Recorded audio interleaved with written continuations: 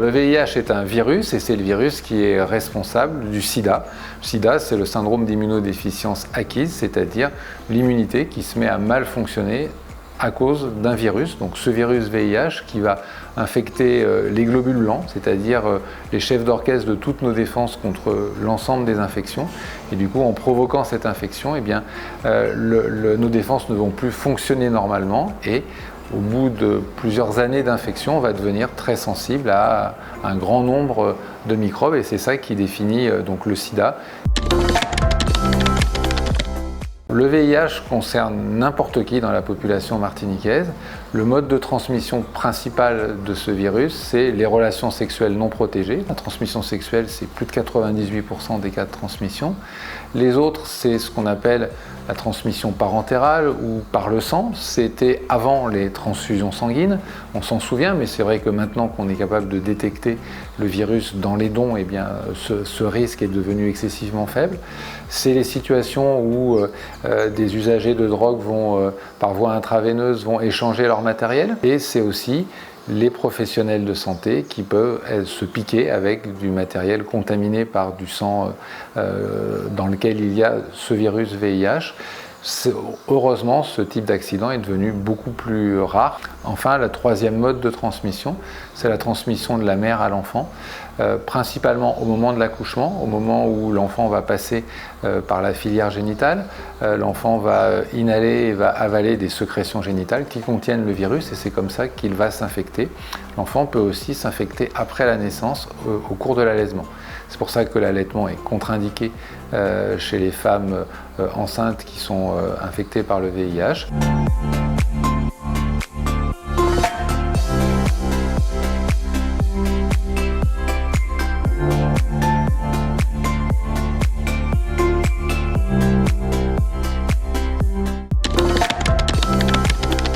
Actuellement, le seul moyen de se protéger du VIH est l'utilisation du préservatif féminin et masculin.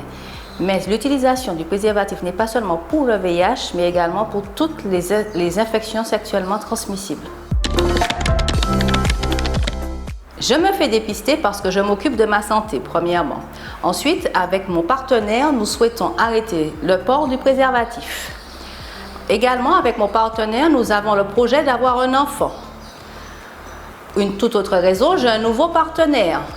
Mon médecin traitant me propose donc de faire un test de dépistage. J'ai eu un rapport sexuel non protégé, qu'il soit génital, bucco-génital ou anal. Puis, j'ai été victime de violences sexuelles. Je me suis blessée, piquée avec un objet souillé de sang. Enfin, j'ai utilisé une seringue ou une aiguille usagée. Autant de raisons qui font que je me fais dépister aujourd'hui. Lorsque le virus est là, on va quand même le reconnaître et essayer de s'en débarrasser. Nos défenses vont lutter contre lui et on va fabriquer des anticorps. Ces anticorps ne permettent pas de tuer le virus, ne permettent pas de se débarrasser du virus, mais ils sont présents et donc ça nous permet de faire le diagnostic. Donc ces examens sérologiques, on peut les faire sur une prise de sang classique et c'est vraiment l'examen de référence. On peut les faire aussi en utilisant ce qu'on appelle des TROD, c'est-à-dire des tests rapides d'orientation diagnostique. Et donc ça se fait, on fait une petite piqûre au bout du doigt, on récupère une prise de sang et on a le résultat en quelques minutes. Ces tests sont presque aussi performants que la prise de sang classique, simplement lorsque la contamination est récente, dans les 5-6 semaines qui suivent la contamination, le test au bout du doigt peut être négatif. Par mesure de sécurité, d'ailleurs, on prend 3 mois après la dernière prise de risque pour pouvoir utiliser ces tests. Mais par contre, voilà, si l'infection est ancienne, c'est des tests qui sont tout aussi fiables que la prise de sang classique et plus facile à faire avec une réponse plus rapide. À côté de ça, on peut détecter directement le virus par PCR, donc par technique de biologie moléculaire. Si on a pris un risque et que 2-3 semaines après, on est inquiet, on veut savoir si on a été infecté, là, à ce moment-là, on va faire ce type de test. Et puis ce type de test est utilisé aussi pour le suivi des personnes qui sont infectées par le VIH, parce que ça permet de mesurer la quantité de virus présent dans le corps et ça permet de savoir si les traitements sont efficaces. on peut aller voir son médecin traitant qui va faire une prescription, et à ce moment-là, d'ailleurs, quelles que soient les modalités qu'on a, mutuelles, pas mutuelles, etc., ça va être pris en charge à 100%. Donc on peut aller voir son médecin, il fait une ordonnance, on va dans un laboratoire. On peut aussi aller dans des structures spécialisées dans le dépistage du VIH et des infections sexuellement transmissibles. Ces structures maintenant s'appellent des CEGID, et en Martinique, il y a 2 CEGID. Il y a un CEGID au CHU, avec un site principal sur le site de Pierre-Zolda Kittmann, et puis des antennes à l'hôpital de Trinité et au niveau du centre pénitentiaire. Et puis il y a un CEGID dans le centre de Fort-de-France, qui permet d'offrir aussi une offre de dépistage au centre-ville, et ce CEGID a aussi une antenne à Saint-Pierre. Lorsqu'un test est positif, normalement, ce qui est recommandé, c'est que la personne soit prise en charge au CHU, en tout cas soit prise en charge initialement au CHU. On va lui proposer très rapidement un traitement. Maintenant, on va traiter toutes les personnes chez lesquelles on fait un diagnostic d'infection, et on va le faire très vite. On le fait même parfois le même jour que le diagnostic. Et si on ne le fait pas le même jour, on va le faire dans les jours qui suivent, ou plus tard, 1 ou 2 semaines après. Parce qu'aujourd'hui, on sait qu'avec le traitement, on va avoir très rapidement une baisse de la quantité de virus présent chez la personne, que cette baisse va permettre pour lui d'éviter toutes les complications de l'infection à VIH, et notamment on va empêcher que le sida se déclare, et ça va aussi empêcher la transmission du virus. Ce qui fait que, et donc ça c'est un intérêt de santé publique pour la population. Plus tôt on traite, plus tôt on va arrêter la chaîne de transmission du virus. Si bien maintenant, et donc ça c'est nouveau, on considère que les personnes qui sont traitées ne risquent plus de transmettre le virus.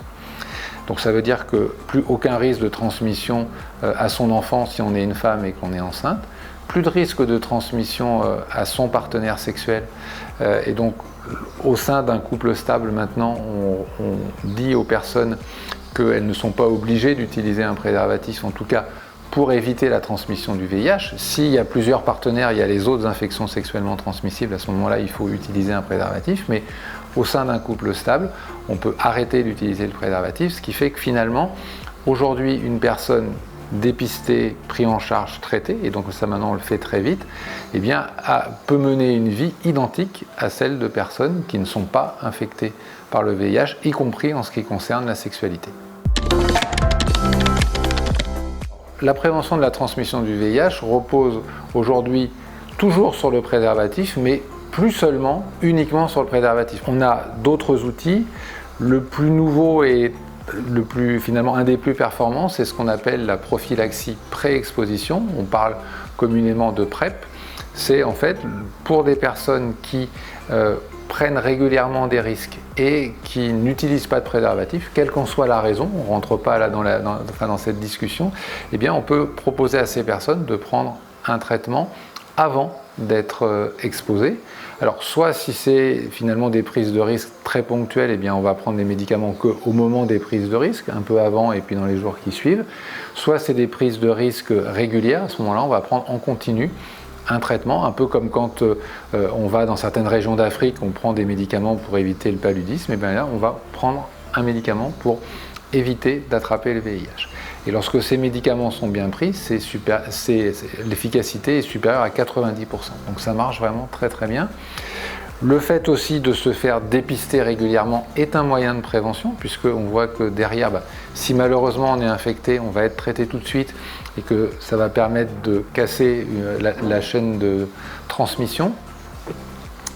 Le fait aussi, effectivement, on continue à donner des conseils pour réduire au maximum les risques, réduire les pratiques sexuelles les plus à risque, dépister et traiter les infections sexuellement transmissibles. Donc finalement, on sort du champ exact du VIH pour plus discuter avec les personnes de santé sexuelle et de prévention en général des infections sexuellement transmissibles.